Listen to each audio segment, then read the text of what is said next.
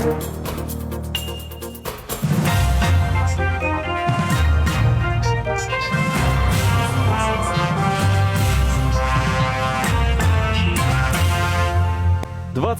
гадзіна ў Беларусі». У студыі «Аб'ектыву» Ігор Кулей. Запрашаю на падсумаванне падзеяў дня. Пачынаем.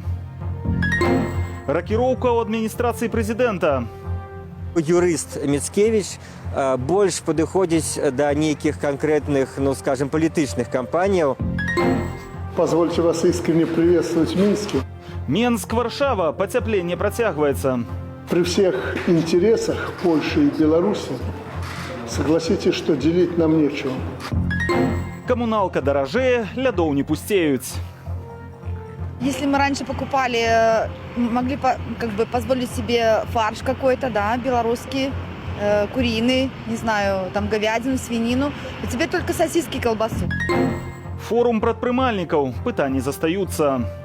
Проблемы остались те же. Это петля на шею предпринимателей в виде тех накладных московских и сертификатов.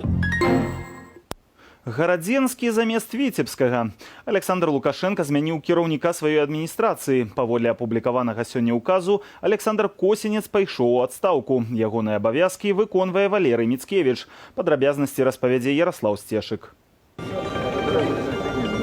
Нарадзенец Аршаншчыны Александр Косінец быў хірургам, рэктарам Віцебскага медуніверсітэту, потым адразу віцэ-прэм'ерам і старшынём Віцебскага аблвыканкаму. 5 гадоў таму атрымаў званне генерал-майора, а нядаўна пачаў кіраваць адміністрацыяй кіраўніка дзяржавы. Александр Косінец на гэтай пасадзе прабыў не так доўга, 2 гады, і паказаў, што не вельмі спраўляецца з гэтай працай. Менавіта таму, што, наколькі я ведаю, і ёсць такія звесткі, яго стыль працы дастаткова такі аўтарытарны, не вельмі, скажем, дружалюбны, не вельмі удаецца ему на роўных кантактаваць з людзьмі. У чыноўніцкім атачэнні пра Косінца казалі то з зайздрасцю, то са смехам, як пра занадта ліслівага падначаленага Лукашэнкі.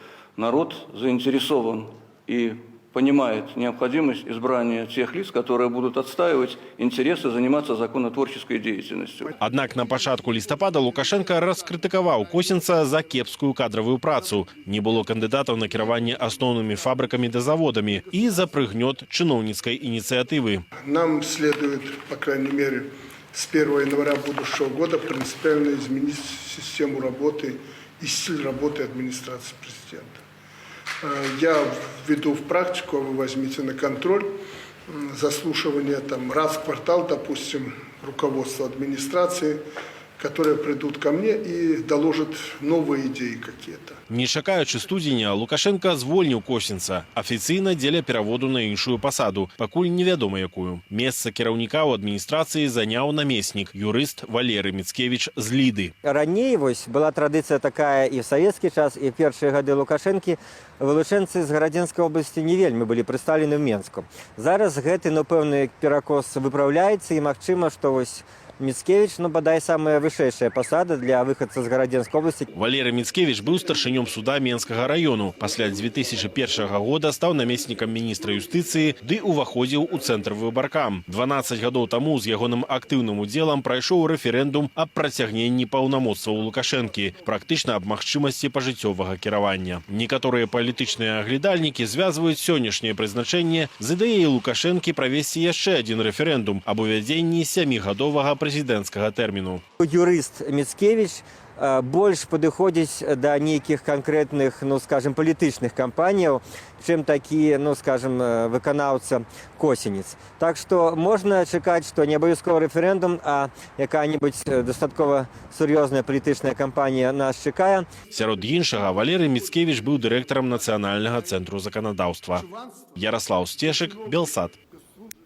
Мядовы месяц Менску і Варшавы працягваецца. Лукашенко спадзяецца на самы актыўны дыялог паміж краінамі. І гэта толькі адна са шматлікіх аптымістычных заяваў, якія сёння гучалі на сустрэчы маршала польскага сенату і кіраўніка Беларусі. Што праўда, падчас гутаркі Лукашенко неаднаразова даваў зразумець. Ягоны прыярытэт эканоміка, а не проста цёплыя словы. Юрый Салодкі. Позвольте вас искренне приветствовать в Минске. Гэта ўжо чацвёртае сёлета прывітанне для высокіх польскіх чыноўнікаў у беларускай сталіцы. Быў міністр замежных справаў Польшчы, віцэ-маршалак Сейму, міністр эканамічнага развіцця і ось цяпер маршал польскага сенату. Напярэдадні Станіслав Карчэўскі пачаў свой трехдзённы візіт у Беларусь. При всех интересах Польши и Беларуси, согласитесь, что делить нам нечего. Мы всегда жили в дружбе и согласии. У нас очень близкая, а порой общая история. Лукашенко выказаў спадзеў на яшчэ большую актывізацыю палітычных стасункаў. Аднак пры гэтым падкрэсліў, галоўным падмуркам добрасуседскіх адносінаў мусіць усё ж быць эканоміка. І хоць у параўнанні з мінулым годам рост таваразвароту паміж Беларусю і Польшчаю склаў 10%, дасягнуўшы сумы амаль $1,5 мільярда, патэнцыял яшчэ ёсць, мяркуе кіраўнік Беларусі, запрашаючы да супрацы ў транспартава-лагістычнай сферы ды заахвочваючы польскіх інвестараў прыходзіць у Беларусь. Если интерес у Польши есть к нашей экономике, к нашим торговым отношениям, мы всегда открыты, готовы обсуждать любую проблему. Але сярод праблемаў, якія б хацеў развязаць польскі бок, не толькі эканоміка. Гэта і малы памежны рух, і тэма саюзу палякаў у Беларусі.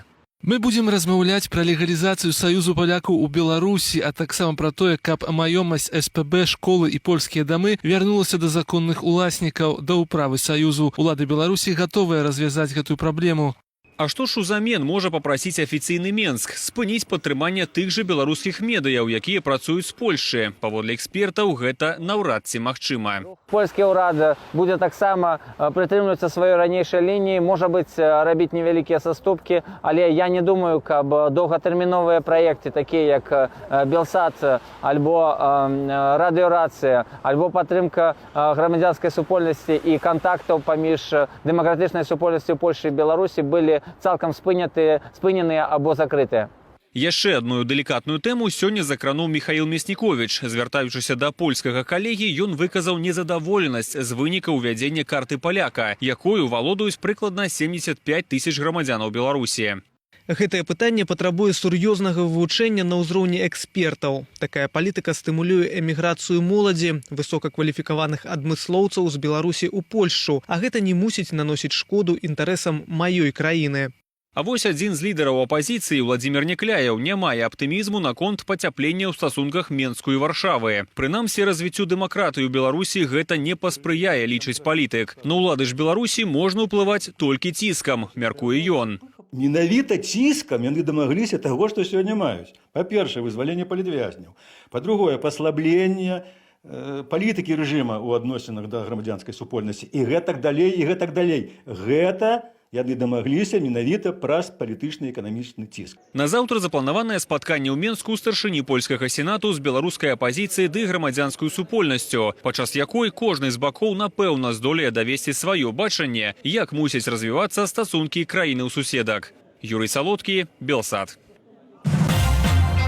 А мы працягваем.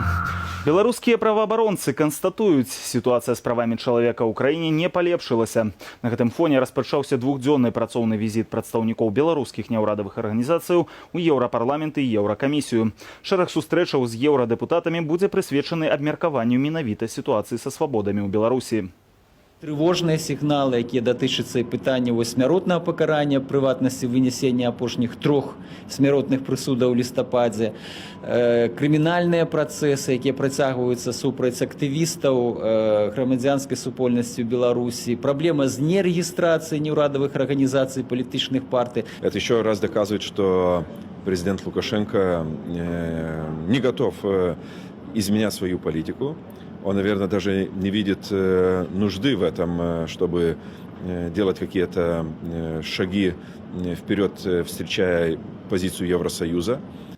Еўрапейскі звяз і ААН асуджаюць выкананне смяротных прысудаў у нашай краіне. Аднак міжнародная ацэнка не ўплывае на ўлады Беларусі. У лістападзе органы пакарання здзейснілі 3 расстрэлы.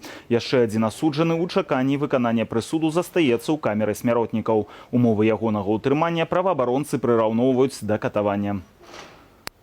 Як выжыць ва ўмовах, калі дзяржава не тое, што не дапамагае, а нават актыўна замінае малому і сярэдняму бізнесу? На гэтае пытанне адказу шукалі ўдзельнікі чарговага форуму прадпрымальнікаў, які прайшоў у Менску. Грамадскае аб'яднанне «Перспектыва» вынесла на абмеркаванне падрыхтаваны яе адмыслоўцамі праект дакументу дзеля ратавання ІП. На сустрэчу запрасілі і прадстаўнікоў уладаў, аднак чыноўнікі дэбаты праігнаравалі. Ян Бабіцкі. Пачатак года для тысячаў малых і сярэдніх бізнесоўцаў у Беларусі быў як ніколі трывожны. З 1 студзеня ў жыццё ўвайшоў прэзідэнцкі ўказ нумар 222. Згодна з дакументам, вырабы лёгкай прамысловасці з краінаў мытнага саюзу цяпер можна рэалізоўваць толькі пры наяўнасці суправаджальных документаў. Еще в начале года была какая-то надежда на то, что как-то может это все после зимнего противостояния сдвинуться с места, с мертвой точки. Но на сегодня я могу сказать точно, оно двигается, только уходит все на дно и очень быстро. У выпадку адсутнасці суправаджальных документаў закон прадугледжвае велізарныя штрафы. Значная частка індывідуальных прадпрымальнікаў надалей працягвае гандаль без папераў, пакуль масавых правяранняў і канфіскацыяў не было, але праблема застаецца. Проблемы остались те же. Это петля на шею предпринимателей в виде тех накладных московских и сертификатов, за которые можно сегодня штрафовать и привлечь к ответственности в любой момент. А такую сітуацыю прадпрымальнікі параўноўваюць з бомбаю запаволенага дзеяння. Каб пазбегчы канфліктаў з дзяржавою, аб'яднанне «Перспектыва» прапаноўвае праект указу, які прадугледжвае спрашчэнне ў рэгуляванні прадпрымальніцкай дзейнасці ў рознічным гандлі. Менавіта гэтая ініцыятыва і апынулася ў цэнтры ўвагі ўдзельнікаў агульнабеларускага форуму прадпрымальнікаў у Менску. Мы хотим вернуться к тому времени, когда мы могли работать без документов и уплачивать фиксированный сбор. Это на сегодняшний день самый оптимальный вариант для предпринимателей. Если в данном случае будет продолжаться такая ситуация, то придется нам, скорее всего, позакрывать свои деятельности. И как мы будем выживать в дальнейшем, это неизвестно. Цяпер праект дакументу збіраюцца перадаць у Савет міністраў і кіраўніку краіны. Калі гэта не атрымаецца, будзе створаная ініцыятыўная група для збору подпісаў за змены ў заканадаўстве. Я вам могу привести пример. Это информация проверенная, это информация из достоверных источников. На сегодня, я буду говорить за рынок Южный, город Гродно, на сегодня с рынка вывезли 111 боксов. Эти люди не вернутся на рынок никогда, если они их вывезли. Вы представьте себе, за прошлый год, к сравнению, за весь 15-й было вывезено 40. Пра тое, што малы і сярэдні бізнес у Беларусі стаіць на мяжы вымірання, сведчыць і афіцыйная статыстыка. Адмысловы маніторынг па Менскай вобласці правёў камітэт дзяржаўнага кантролю. Згодна з атрыманымі звесткамі, з 2015 года колькасць ІП пачала імкліва змяншацца. Толькі ў гэтым рэгіёне летась малы і сярэдні бізнес згубіў 450 з лішнім суб'ектаў. Ян Бабіцкі, Белсат. Каб аплаціць камунальныя паслугі, беларусы сталі менш есці. Гэта вынікае з апошніх звестак афіцыйнай статыстыкі. Паводле Белстату, у трэцім квартале сёлета вага жыллёвых рахункаў у агульных выдатках беларусаў павялічылася, а на харчы грамадзяне наадварот пачалі выдаткоўваць менш. Статыстыка датычыць перыяду да пачатку ацяпляльнага сезону. Як сітуацыя выглядае цяпер і чаго чакаць ад камунальнікаў? Станіслав Вашкевіч. Мяса сталі есці на 5% менш, садавіны на 8%, а рыбы ажно на 16% меней. Гэтак, паводле Нацыянальнага статыстычнага камітэту, беларусы зацягвалі свае паясы ў трэцім квартале сёлета у параўнанні з аналагічным перыядам мінулага году. Зэканомленыя грошы збольшага з'ела камуналка. Доля плацяжоў па жыроўках у агульных выдатках грамадзян павялічылася за гэты ж перыяд на 15% и складае цяпер 1/16 от сярэдняга сямейнага бюджету. Стали больше платить за коммунальные услуги, поэтому приходится ужиматься, и меньше остается на другие затраты. Если мы раньше покупали, могли позволить себе фарш какой-то, да, белорусский, куриный, не знаю, там говядину, свинину. А теперь только сосиски, колбасу. Где-то коммунальные получается, наверное, сейчас вам скажу. Ну, от моей пенсии где-то, 6-я, может, часть, где-то так получается. У кастрычніку жыхары стандартнай аднапакаёвай кватэры плацілі за камуналку ў сярэднім па 40 рублёў на месяц з улікам электрычнасці. За 2 гады гэтая сума павялічылася ўдвая, пры тым, што расійскі газ, які складае ільвіную долю сабекошту ЖКГ, за гэты ж перыяд наадварот амаль удвая патаннеў. Тарыфы на газ, на цяпло, на электрычную энергію, на бензин, яны носяць у нашай краіне дырэктыўны характар. Іх зацвярджае ўрад, і гэта не мае нічога агульнага з рынкавым спосабам фармавання цэнаў. Асноўнае здаражэнне, аднак, яшчэ наперадзе. У жыроўках за кастрычнік сказана, што беларусы па-ранейшаму кампенсуюць менш за палову сабекошту камунальных паслуг. Хаця сам Александр Лукашенко сёлета ацэньваў гэты паказнік удвая вышэй. Не 40% покрытия оказалось, а 80% населения платит. Незалежныя адмыслоўцы, спасылаючыся на міжнародны досвед, канстатуюць, што найбольш эфектыўны спосаб знізіць сабекошт ЖКГ – гэта зліквідаваць на ім дзяржаўную манаполію, каб шматлікія дастаўцы паслуг зніжалі кошты самі, змагаючыся за кліентаў. Беларускія ўлады, аднак, ад гэтага адмаўляюцца. У Аўстрыі, у краіне, якая прыкладна аднолькава з Беларусі па насельніцтву, свае паслугі па пастаўкі прыроднага газу прапануюць аж 7 организации. У нас это монополист. И тому чакаць, што неяк будуць зніжацца гэтыя затраты, это не прыходзіцца. На лета ўлады плануюць павялічыць працэнт кампенсацыі паслугаў ЖКГ насельніцтвам у 1,5 разу. То бок пры астатніх роўных прыблізна да $30 за сярэднюю аднапакаёўку. Станіслав Івашкевіч, Менск. І да міжнародных тэмаў. Не ў баях, а праз тэхнічныя непаладкі губляе Расія свае летакі. Ужо другі самалёт упаў з крэйсера «Адмірал Кузнецоў». Аварыя адбылася ў суботу, але толькі цяпер у Міністэрстве абароны Расіі пацвердзілі інфармацыю. Знішчальнік Су-33 на крэйсеры «Адмірал Кузнецоў» не змог здзейсніць пасадку праз абрыў тросу авіяфінішора і зваліўся з палубы. Гэта ўжо другая аварыя на Кузнецове. У лістападзе самалёт МіГ-29 упаў у ваду за некалькі кіламетраў ад крэйсера. Абодва інцыдэнты звязаныя з тэхнічным станам «Адмірала Кузнецова», а дакладней з няспраўнасцямі тросаў авіяфінішораў. У абодвых выпадках пілоты паспелі катапультавацца. Самалёты «Адмірала Кузнецова» бяруць удзел у расійскай аперацыі ў Сірыі. Расійскі бок сцвярджае, што летакі здзяйсняюць авіяўдары па ісламскай дзяржаве. Міжнародныя ж эксперты кажуць, што мэта авіяўдараў горад Алеппа, часткова заняты сірыйскімі паўстанцамі. Авіяносец звярнуў на сябе ўвагу ўсяго свету, калі яшчэ накіроўваўся да сірыйскіх берагоў, неміласэрдна забруджваючы чорным дымам паветра. Малады і поўны энергіі ўварваўся як бура на італьянскую палітычную сцэну, і гэтак жа з яе зараз зыходзіць. Прэм'ер Матэо Рэнци паставіў усё на адную карту, прайграў рэферэндум і абвяшчае пра адстаўку. Хваля радасці на італьянскіх вуліцах і галоўны боль для аб'яднанай Еўропы. Сергей Падсасонны.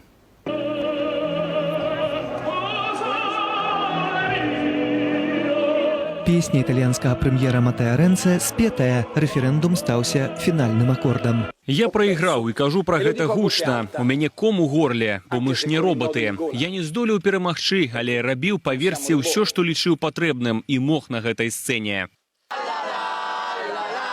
Сцэна вызваляецца, і для еўраскептычнай ініцыятывы «Скажы не» усё толькі пачынаецца. Папярэднія вынікі даюць прыблізна 40% Рэнцэ, але 60% ягоным апанентам.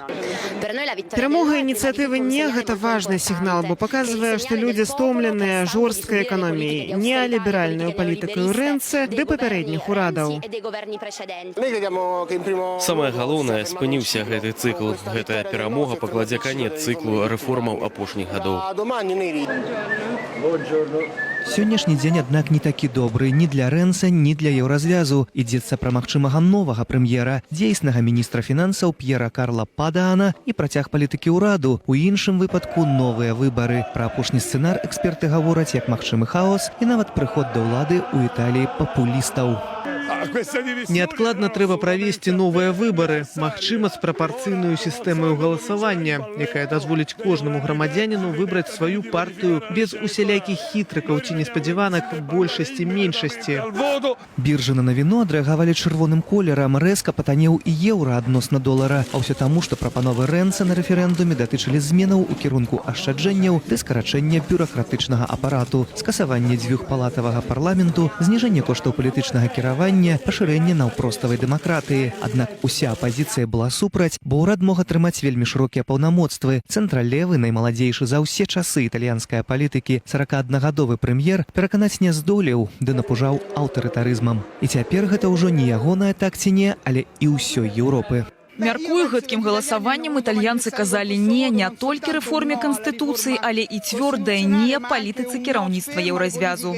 І гэтыя словы гучаць небяспечна, асабліва пасля Брэкзіту ды агульныя тэндэнцыі да еўраскептыцызму. Але за эйфарыяй перамогі ідзе пытанне, як развязаць не толькі палітычны, але і гаспадарчы крызіс у Італіі, якая мае велізарныя эканамічныя праблемы. Сергей Пацасонны, Белсат. Амаль 89% галасоў атрымаў выканаўца абавязкаў прэзідэнта Узбекістану Шаўкат Мірзіёеў. Пазачарговыя выбары прайшлі ў атмасферы лёгкай адлігі. За кампаніяй сачылі заходнія назіральнікі, улады скарацілі памер абавязковага продажу угандляванай валюты і іншае. Але ці доўга пратрымаецца лібералізацыя па-узбекску? Там настолькі ўсё было заціснута, што варта было, напрыклад, трошкі палегчыць умовы для бізнесу, для абмену валюты, і там ужо здалося мусіць людзям, што нейкі ліберальны рай. Хоць па сутнасці, я думаю, сістэма мяняцца не будзе. Тут будуць дзейнічаць традыцыі, будзе дзейнічаць менталітэт. Тым часам, пакуль расійскія і кітайскія назіральнікі захапляюцца празрыстасцю выбарчага працэсу, іхныя заходнія калегі традыцыйна не спяшаюцца агучваць канчатковыя высновы з місіі. Аднак ужо цяпер вядома, што АБСЕ не пабачыла канкурэнцыі падчас выбарчай кампаніі. Маўляў, плакаты іншых кандыдатаў немагчыма было знайсці на вуліцах, а дзяржаўныя СМІ прысвяцілі львіную долю ўвагі сённяшняму пераможцы. Карціну дня дапоўніць прагноз надвор'я ад сіноптыкаў, а пазней з апошнімі навінамі спорту ў студыі з'явіцца Александр Пуціла.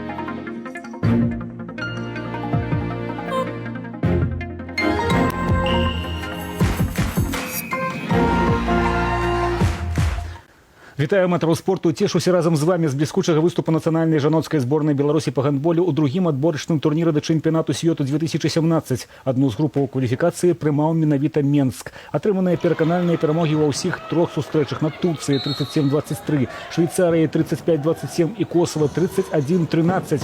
Другое месца ў нашай падгрупе і яшчэ адна пуцёўка ў плэй-оф за турчанкамі. Там таксама згуляюць Аўстрыя, Славаччына, Македонія, Італія, Украіна. Аўтаматычны пропуск у фінал маюць Нямецчына ды Норвегія. У Нямецчыне пройдзе чэмпіянат свету. Праўда, цяпер важна добра адгуляць два матчы плэй-оф. Супернікі яшчэ вызначацца, але паводле галоўнага трэнера нашай дружыны славенца Томаша Чатара, цяперашняя каманда і тая, што была 2-3 гады таму, абсалютна розныя рэчы. Менавіта актуальнаму складу кандыдатак у нацыянальнай зборнай Беларусі па сілах гуляць з любым магчымым канкурэнтам.